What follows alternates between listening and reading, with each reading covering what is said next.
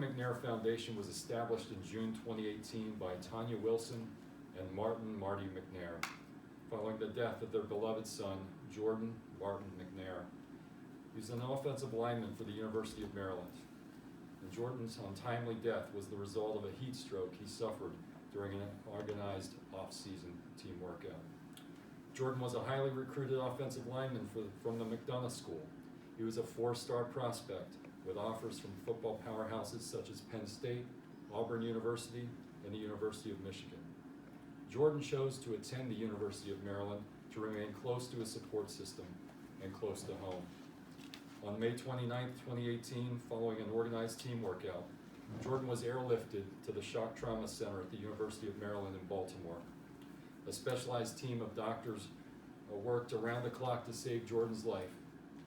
But on June 13, 2018, Jordan passed away, surrounded by the people he loved the most and those who journeyed with him to the very end, his family.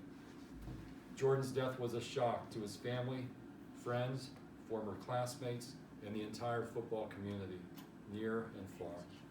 His parents were left with a void and pain that only those who have lost a child could fully understand.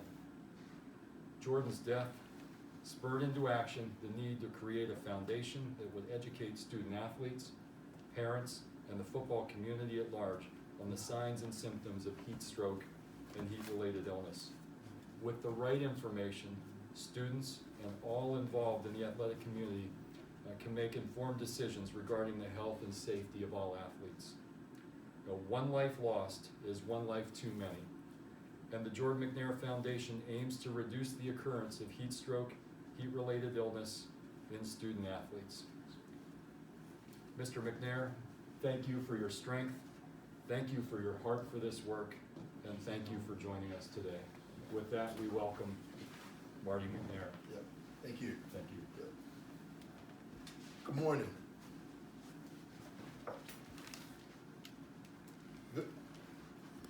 Good morning. I'm Marty McNair. I'm the founder of the Jordan McNair Foundation. And the interesting thing about when it comes to telling our story is, as much as I write it out, it always kinds of, depending on the audience that you may have, and I usually tell people that the last time I spoke with Jordan was May 28th of 2018. And basically our conversation went as a father and son of a student athlete that was had aspirations of going to the NFL one day, is that, son, I know practice starts tomorrow, and have a great day. And I asked him how he felt about it. He was like, hey, I feel pretty good. So, Dad, I'm ready to go. So, and when they get to college, a lot of times it's just a matter of, you may hear from them early in the week, then, they, depending on what their needs may be, I'll hear from them later in the week. And that was May 28th of 2018. May 29th of 2018, we received a phone call, and the phone call was from a University of Maryland, a campus police officer. And he basically said, Mr. McNair, there's been an incident on the field. Jordan had a seizure, and we are going to Washington Adventist Hospital in PG County. And at this particular time, I really didn't push the panic button, because here's a guy that's 6'5", 300 pounds, a size 16 shoe, healthy as a horse, and he hadn't been in the hospital literally since the day he was born. And when I came to the ER, my conversation started, or I started asking questions. So basically I went from a healthy kid Tuesday morning, or Dad, later, son, call me tomorrow, or call me later in the week, to, son, if you can hear me, squeeze my fingers. Son, if you can hear me, blink my eyes. And at this point, I'm using the term heat stroke very, very loosely, because I had no clue on what a heat stroke basically was.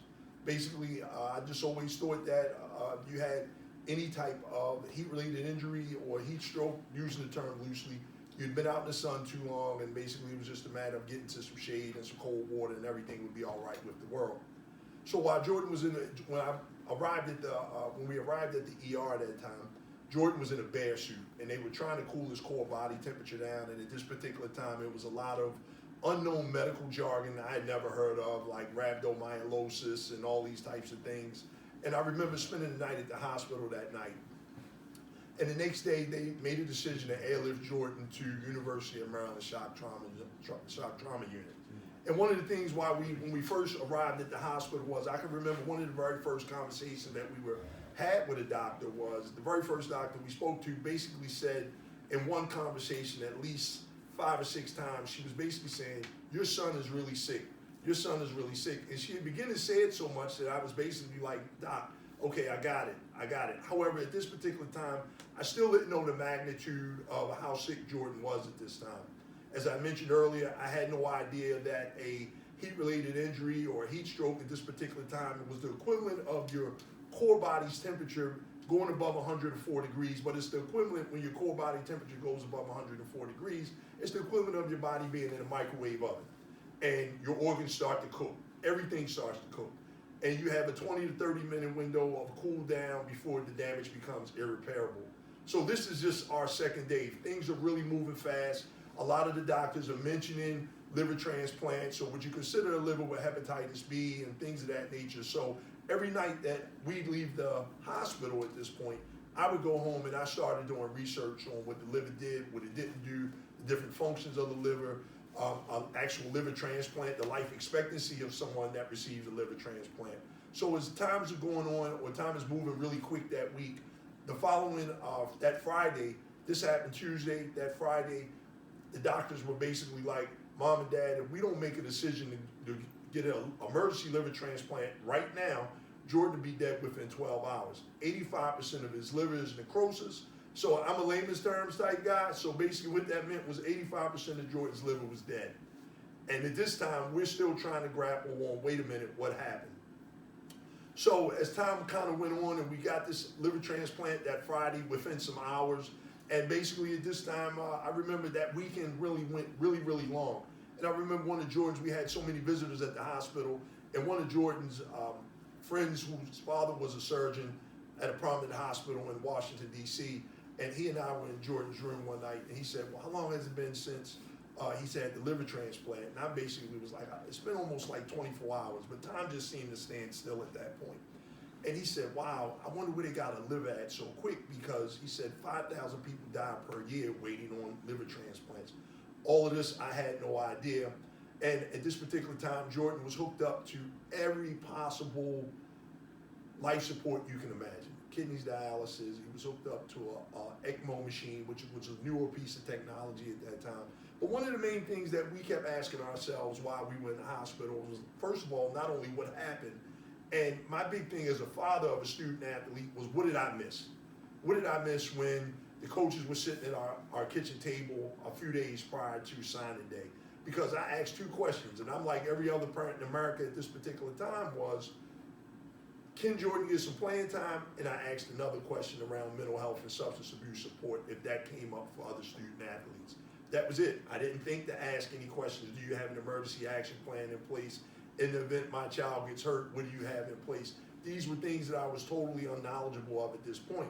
So when this was going on with Jordan, one of the main things as a father, I kept asking myself, obviously I missed something, but not only did I miss something, Tanya and I, Jordan's mom, basically asked ourselves, if we don't know these things, how many other parents in America don't know these things either? And those were the questions that we consistently asked ourselves, because obviously this was something, in this particular time, I had no idea of any statistics. I didn't know that Jordan fell into predictable statistics that 2 to 3 offensive linemen or linemen in the NCAA had went down between the years of 2000, the year 2000 and the year 2018. Every summer usually happens on the very first day of practice when student athletes come in, and obviously there's no acclimation or anything like that where they're doing too much too quick. And obviously your larger linemen or your larger student athletes, their bodies don't adapt as quick, and unfortunately these types of things happen. So we had a successful liver transplant, and unfortunately it was just so much damage just due to all the life support and things of that nature. When you're really that sick, you basically, they have what you call the ICU shuffle. And basically what the ICU shuffle does is, it's the equivalent of saying, hey, you can have a good shift, you can have a bad shift. However, you can't have 2 bad shifts back to back. On June 11th, Jordan had 2 bad shifts back to back, and a good shift may have been his blood pressure regulated on its own, but Jordan became brain dead on June 11th or June the 12th. And I remember, as a father, a father's love, I was totally optimistic about Jordan making it through this. I knew he wouldn't play football again, but I knew it would be a long, arduous process, but I knew we would get through this. It was a young man by the name of Gavin Class had went to Towson State University. The same exact thing had happened to Gavin. However, there was a cold water tub on the field that day.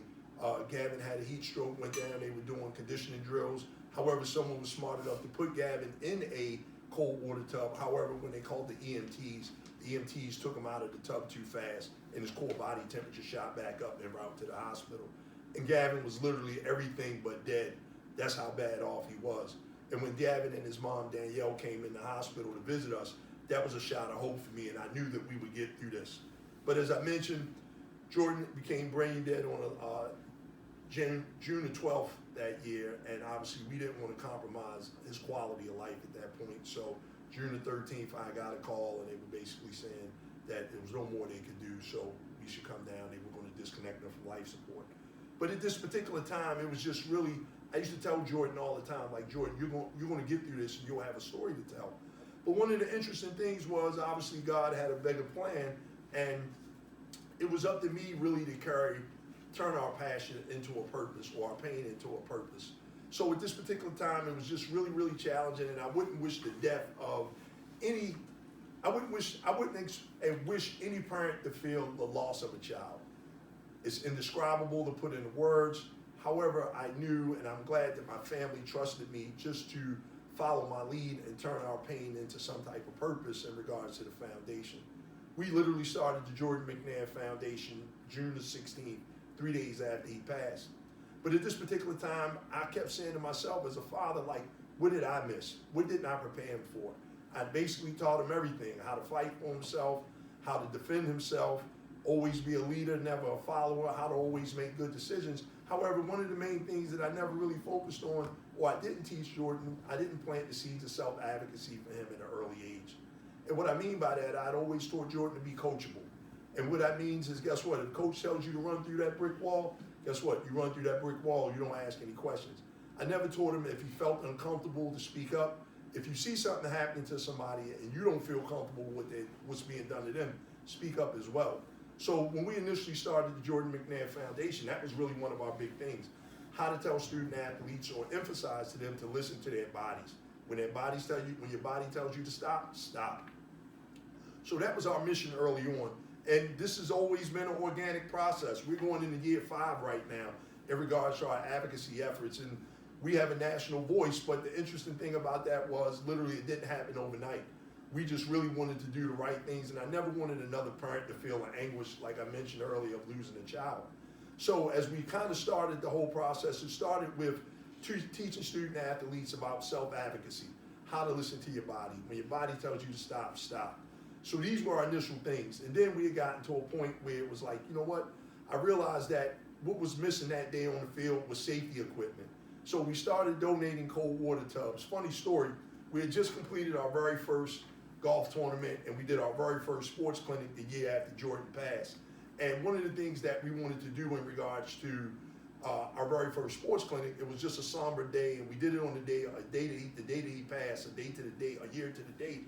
And one of the things that we did was, I remember in hindsight, everywhere that I would take Jordan across the nation, as a doc just introduced me, Jordan was a highly recruited student athlete that had a lot of options. He was a lineman's lineman. So we could have went literally anywhere. But everywhere that I would take him in regards to sports clinics, combines, football camps, things of that nature, there was always one thing that was consistent. All I ever did was sit in the stands with the other parents. I never knew, nobody ever educated. In hindsight, I can't even actually say that I saw a piece of safety equipment on the field. Not saying that it wasn't there, however, nobody ever pointed it out for me, and I sure at that particular time wouldn't have known what to identify to see if these were good conditions regarding the safety of our children in a sense. So when we did our very first sports clinic, one of the things that we really wanted to focus on was parent education. And parent education beyond, I wrote a book and it's called Can My Child Play? But at that particular time, the main focus was let's educate parents on more things than just asking, can my child play? Because those are the questions as parents across America that we always ask. Can they play and why aren't they playing? We don't think to ask a laundry list of questions that should be asked long before either of those two are asked. So when we initially started that, that was our big thing, and we had gotten some cold water tubs, so we had some youth programs there, parents, and basically I think we had 10 cold water tubs at this time. This is a funny story. We had 10 cold water tubs, and we had donated like 9 of these tubs out. So a week after our very first clinic, which was a success, we just did our very first golf tournament prior to that. And I was getting up one morning, I was working out, and it was a cold orange that day. And I basically was saying, I made a post, and I said, parents, coaches, be smart today with your student athletes, drink plenty of water, stay hydrated, things of that nature. And if you need a cold water tub, you contact the Jordan McNair Foundation. So I thought I did this on Facebook. So our Jordan's phone is the foundation phone, and the phone just kept ringing like with all these strange numbers from all over these different states that night. I know we might have got like 20 different calls in that night, and I was like, wait a minute, the phone's ringing a lot. You know, what's going on here? So I answered one of the calls, and somebody said, hey, I just saw on Twitter that the Jordan McNair Foundation is donating cold water tubs. And at this point, you can imagine I literally had 1 tub left. So it was extremely funny. I called the people back that I got the tubs from, and I was like, hey, I need 100 tubs. And the guy was like, look, we don't have 100 tubs to sell. And at this point, talking about a logistical nightmare at this point, but at the end of it, we literally donated 300 cold water tubs, literally from Alaska to Florida at that time, 2019. However, the interesting thing about donating cold water tubs, kids kept dying. Kids kept dying from heat stroke. And one of the things was as we grew organically, we realized that it wasn't just about cold water tubs. It wasn't just about a piece of safety equipment. And as we continue to grow out, basically I was just really going around. I was talking to a lot of student athletes and coaches at schools and parents and clinics and camps and things like that. And one of the things that I realized was, what's going to make anything that I say make an impact, but what's going to make anything that I say also stick? So every time I leave, is that going to change anything? So one of the things that we really got focused on at that time throughout the journey was legislation. And we've gotten, up until this point, 4 laws passed in the state of Maryland, from the AU level up to the collegiate level regarding student athlete safety. 3 of them are named after Jordan. And one of the things that I realized in regards to our organic process or our incremental process, we always thought it was about legislation. And then again, kids kept dying. So was it really about our legislation? And then after we continued to move on and we just really creating more of an impact along the way, and unfortunately young people are still dying, even though we don't hear about them in our geographical areas, young people are still dying unnecessarily due to preventable injuries on the sports field. And it always boiled down to, as we kind of went on, one of the things that I realized was, what was the consistent denominator here? And the consistent denominator, when you looked at all these deaths across the nation, was an emergency action plan. Was there an emergency action plan? Or if there was one, was it a practice emergency action plan? See, because a lot of times everybody pretty much saw on Monday Night Football what happened to Damar Hamlin. And those, I guarantee you, probably 85% of the people that were watching Monday Night Football that evening probably had no clue of what they were actually looking at. Because a lot of times what happens is, when you look at emergency action plans, that's the NFL, they have the resources. That was a realistic, consistently practiced, a consistently planned emergency action plan, and most importantly, it was successful. So what that did was it increased Damar Hamlin's statistics to have a successful recovery. Unfortunately, it doesn't go that way in the rest of America in a sense. You literally have 28,000 high schools across the nation. They fall into 2 buckets. They have those that have resources versus those that don't have resources. And what this looks like is some people may can afford an athletic trainer, however, a lot of schools can't. A lot of these injuries always happen on the very first day of practice because student athletes or coaches, one of the hardest things about advocacy is changing the mindset of coaches. One of the most challenging things, because we still got to let coaches want to win so bad that they don't want to prepare, and they don't want to let student athletes acclimate. And what I mean by that acclimating, they have to physiologically be available to adapt to the environment. We got a different type of student athlete nowadays than they had when I was coming up, in a sense. We got video games, we got all these different things. TV went off at a certain time. that night.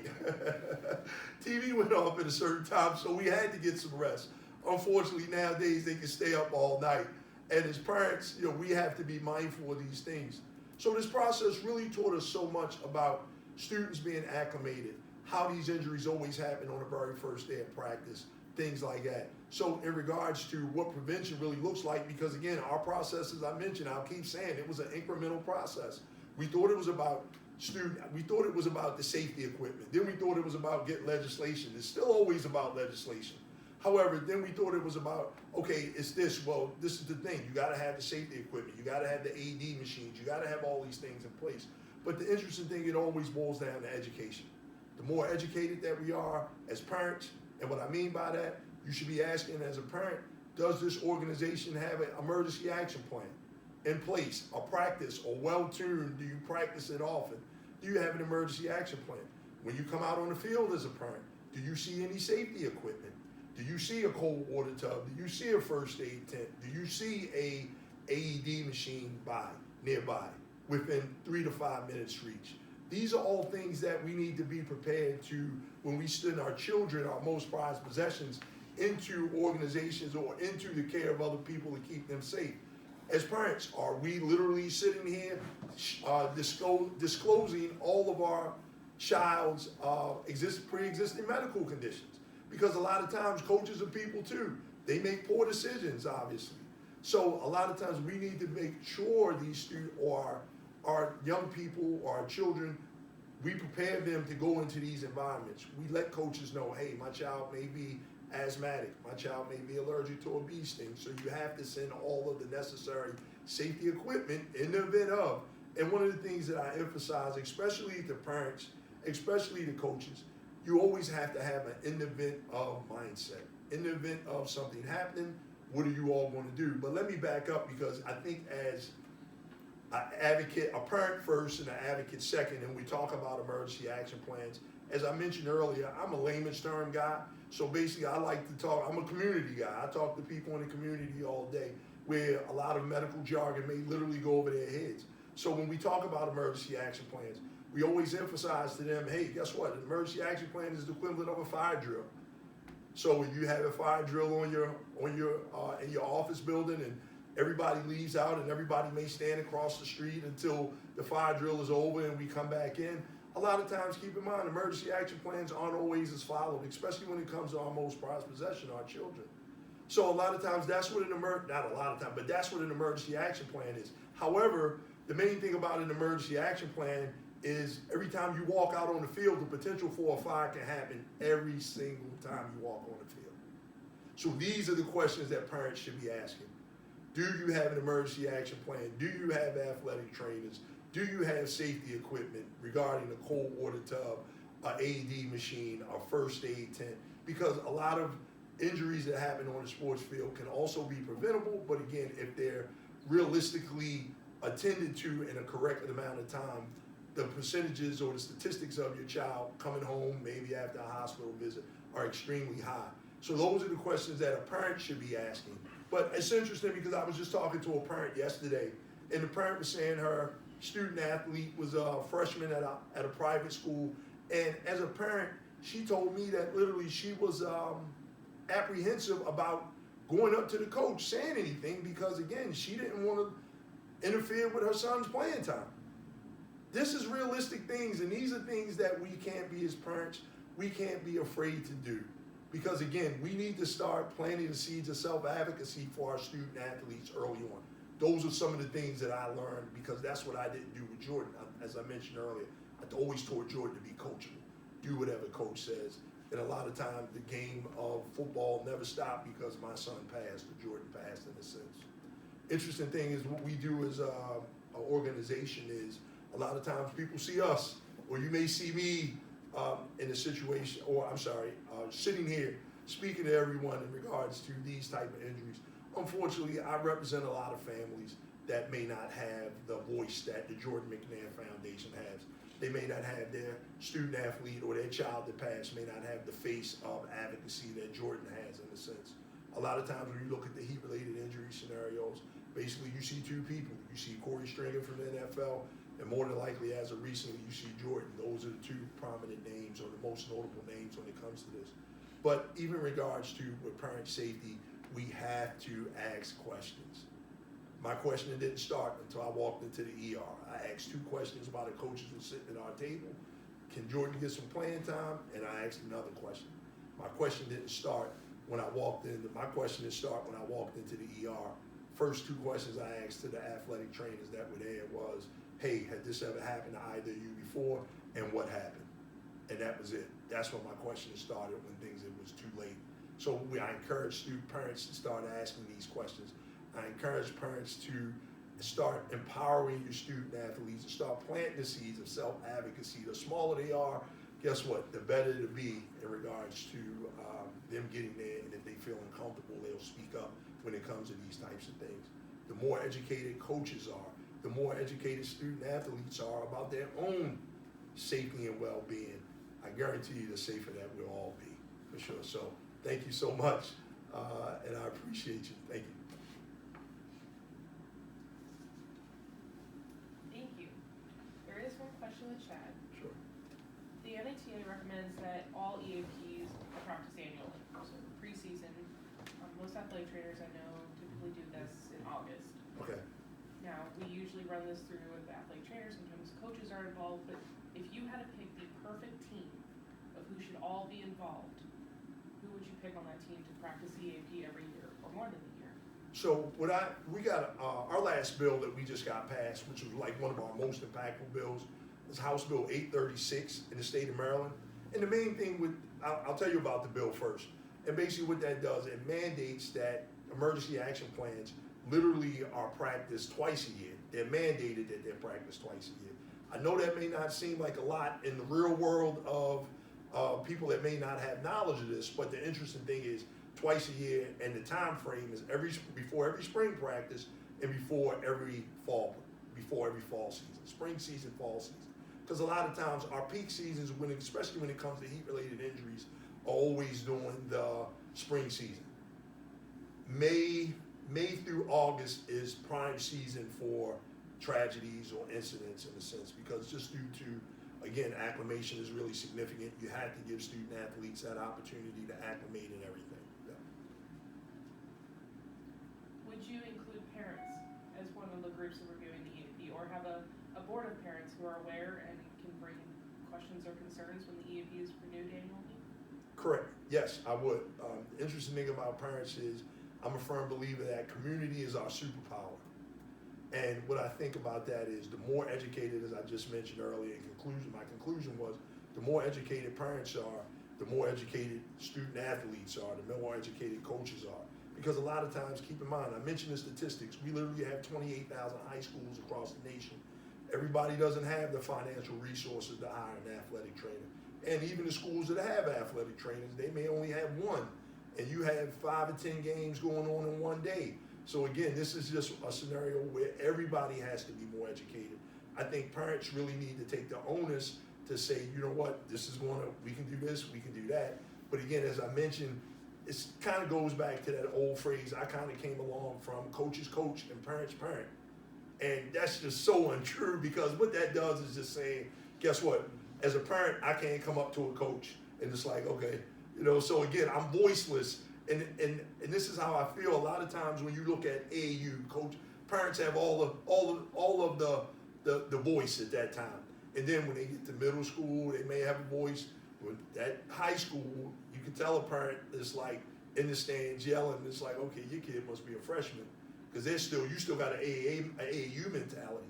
Where in reality, in high school, they start walking away at that point. The coaches walk away from you, and you're definitely not saying nothing to a college coach beyond the recruitment time in regards to what their strategy for play is. That'll never happen. So yeah, it's very, very significant that parents have a voice. The next question is, does your organization support athletes at all age levels? So is there a lower ceiling and upper ceiling at all, and who you're willing to come talk to or work with? No, so basically what we do is, this is how your governing bodies are. In the NCAA level, I mean, obviously at the collegiate level, you have your NCAAs. At your high school and middle schools, you usually have some type of high school governing association. And depending on at your AAU levels and youth levels, it's really like the Wild Wild West. So of course, and then I believe that the earlier that we prepare our student athletes when we plant these seeds, especially at the AAU levels, the youth, that's when that seeds get planted. And those are the ones, I don't expect the college kid not to say, hey, my mom said don't do this, or my dad said, but these are just good seeds we need to plant. So all levels of athlete play. Okay, so all levels and all ages. Correct. What about location? Does this extend into the international levels at all? Yeah, so we take pride in being a national organization. So again, obviously everything is tied to really what our scheduling looks like.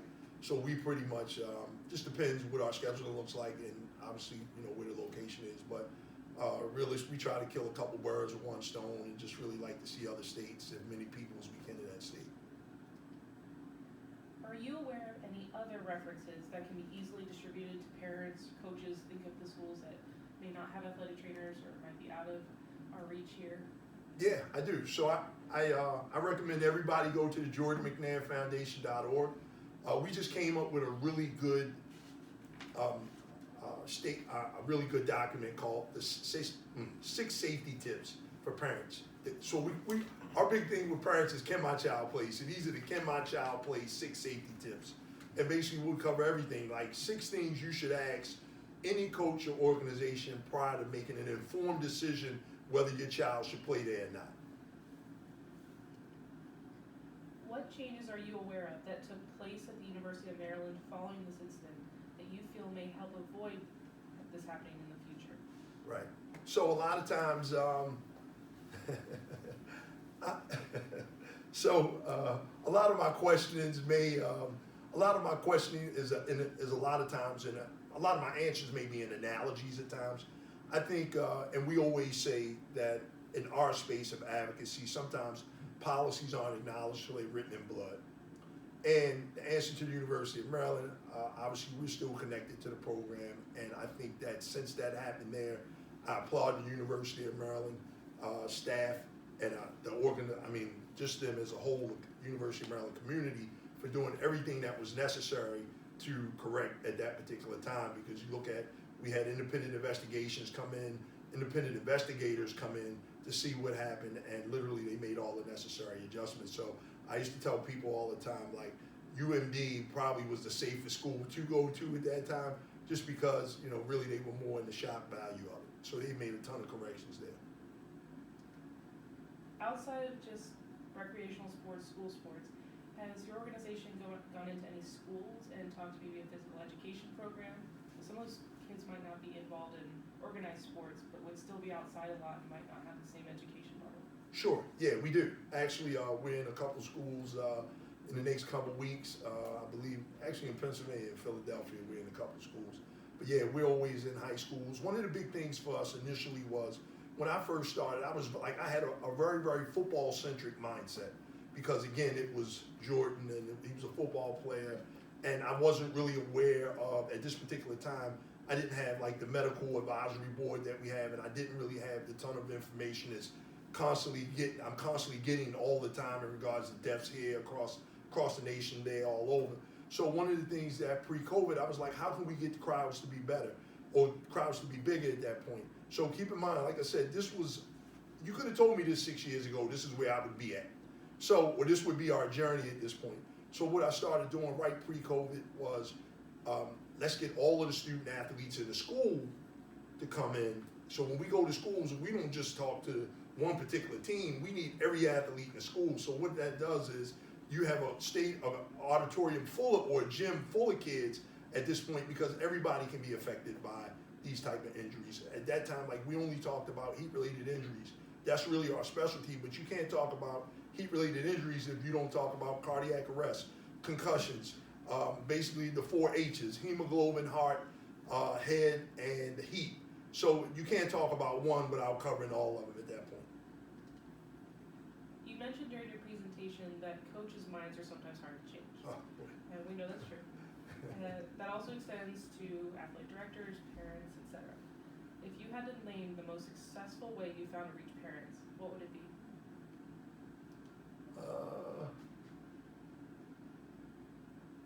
As a stakeholder, as a parent.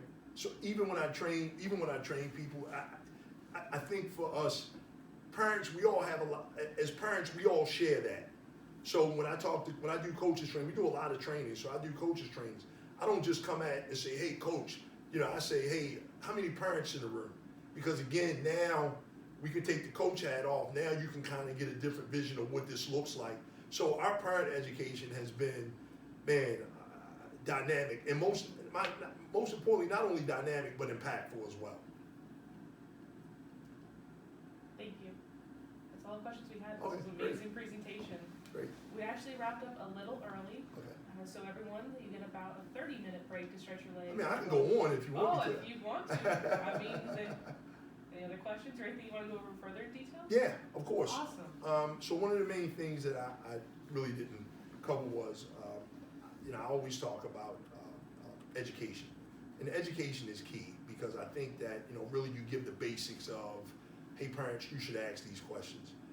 Hey parents, this is the thing. A lot of times when you look at different areas, geographical areas, so a lot of these incidents always happen between rural areas and inner city or urban areas in a sense, because what usually happens is this lack of resources in a sense. Everybody may not have the resources to say this, or we can afford this. And this is the interesting thing. When you look at resources, basically the NFL has a 60-minute meeting with all their team doctors and all this type of stuff prior to every game. However, any organization, whether it's high school, whether it's, let's take collegiate out of the way because they have resources. But when you look at high schools, you look at youth programs, you look at AAU programs, if you have the same 10-minute emergency action plan prior to every practice and every game, I guarantee you'll get the same results. So what does these meetings look like? If you have a staff, you need to know who's going to call 911, first of all, right? Who's going to call the parent? Who's going to go to and this is another thing, when you look at emergency action plans, you look at venue-specific emergency action plans. So venue-specific meaning it's not one cookie-cutter emergency action plan for the whole school. That day when Jordan went down, guess what? It wasn't practice, so therefore the EMTs went to 2 other locations trying to find Jordan first of all. It was construction on campus that day, so everything that possibly could have went wrong. Now, we had a 20 to 30 minute window to cool Jordan's core body temperature down. However, it took 1 hour and 43 minutes to get him to the ER. With a core body temperature of 106 or higher. So that's how we went from a healthy kid Tuesday morning to emergency liver transplant with 85% of his liver being necrosis. So a lot of times these things have to be practiced, but again, that same 5 to 10 minute meeting at every practice and every game, who's going to call 911, who's going to let somebody in, the EMTs in the gate on that particular field. If you're in a park and it's a bunch of, who's going to go to the main entrance and say, hey, you know what, we're down on field 2. I'll guide you down there. Who's going to call the student athletes' parents? Who's going to handle crowd control? How far is the police station away? How far is the fire department away? Because a lot of times when you look at emergency action plans, it's just not about kids. Parents can act unruly as well. So again, we need to have all of these things in place. And I think when we look at these things, we always have to have a mindset of it's not a matter of what's going to happen, and it's when it's going to happen. And we want to win when it happens. And those are the things that you need to be focused on. So when we talk about emergency action plans, again, 5 or 6 things. Guess what? Who's going to call 911? Who's going to call a parent? Who's going to do crowd control? And you better not send that kid to the ER in the ambulance by themselves. Especially after you just sat in and recruited my child or told me what you were going to do. So these are things that need to be done. So it's a variety of things that should go 5 to 10 minutes every game. But again, if you practice these things and these things are practiced, I guarantee you'll have the same type of results. And a lot of times I mentioned, I don't think I really went into detail of, I talked about when things happen, but when you look at real prevention of these types of injuries, make sure your child is being acclimated. Nobody should be running gases the very first day. Nobody should be running gases the very first day of practice. I'm a firm believer in that. Nobody should be running punishment drills. I did a coach's training a couple weeks ago, and now they just put all the politically correct terms around punishment drills. They call it conduct adjustment. Conduct adjustment. And again, at the end of the day, it's a punishment drill. You're making guys do bed crawls because one, and I understand the concept of it, I don't agree with it, but that's sports in general. Hey, one kid do something, we're gonna make everybody run. But if you have an athletic trainer, be smart. And again, I know that's not gonna stop. However, be smart, and if you do that punishment drill, just make sure your athletic trainer is on the field with you that day in the event of. So you always gotta have an in the event mindset. You gotta let kids, the younger they are nowadays, you have to let them get acclimated. And I think as parents need to realize that if you see your kid or your student athlete being talked to, I've seen so much where I just kind of had to walk off the field.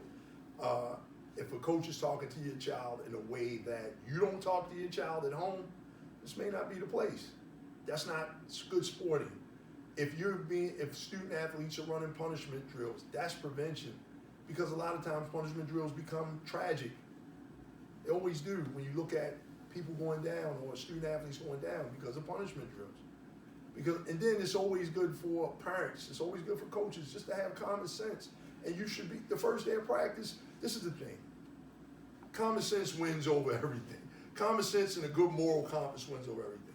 Even if you have to have somebody that comes and say, hey, I can look at you and see you're not ready. Because these are kids. I tell people all the time, Jordan was 6'5", 300 pounds, a size 16 shoe, but at the end of the day, he was only 19 years old. And what do 19-year-olds do with coaches?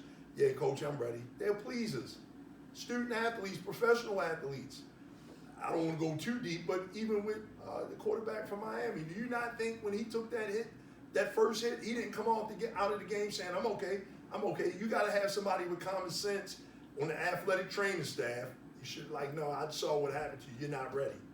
And these things unfortunately happen because we miss these things and we just make poor, irrational decisions. And coaches, we tell coaches all the time that if you have a healthy team, the likelihood of you having a successful team and a winning season will be much higher if your team is healthy. So I think that's pretty much it for me. I'd be going on all day in a sense here. You got any more questions? We actually did have some. Great. One said, are there any resources or grants available for organizations that may not have the financial resources to purchase cooling tubs?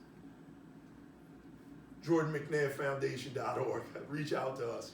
Yeah, reach out. We don't, one of the things for us, when we donated cold water tubs back in 2019, one of the things that we really realized, people don't respect free. Free doesn't have a value in a sense. I was looking at something earlier in the last couple of days, and we talked about this guy, and he started a zoo, and he would charge people $250 to come to the zoo. Nobody came. Then he took the price down to $150. Nobody came. And then he made it free, and everybody came. So what he started doing was letting lions roam around, and he started charging people to get out of the zoo. Everybody paid at that point. See my point? Free has no value. So again, a lot of times when you look at that, the cost of a cold water tub, the Jordan McNair Foundation, after we donated those 300, I got the bright idea to say, you know what? A lot of these tubs, they were stationary tubs. You can't travel with them. So we manufactured our own cold water tub. It's called the Cool First Transport Second Tub. Big enough for linemen. But the interesting thing, they're inflatable. So you should never, they can go everywhere with you. That's the value. They blow up like inflatable pools. Throw them over your shoulder. So please, just go to our site. It's a ton of information there as well. So a lot of us across sports medicine have noted a transition from kids playing sports for fun and health purposes and seen it more towards scholarships, parents pushing them. What would you say to a parent today if you noticed that they were pushing their kid for the wrong reasons instead of their health and enjoyment? Good question.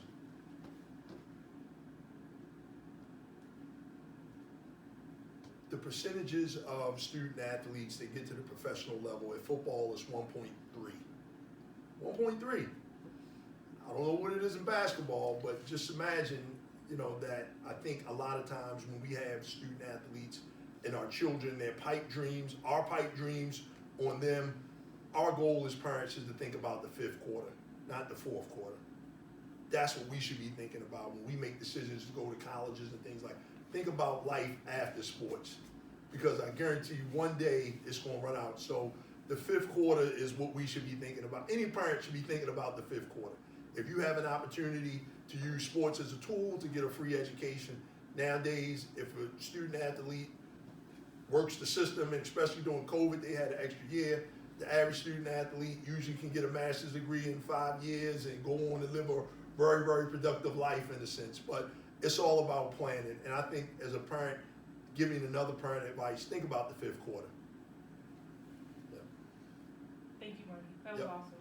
Okay, thank you. All right, now everyone, you get about 20 minutes to stretch your legs, eat some lunch, take a bathroom break, and we'll be back with our last presentation. Thank you. Is the camera on? Okay. Thanks, I guys. think that's phenomenal. Thank you.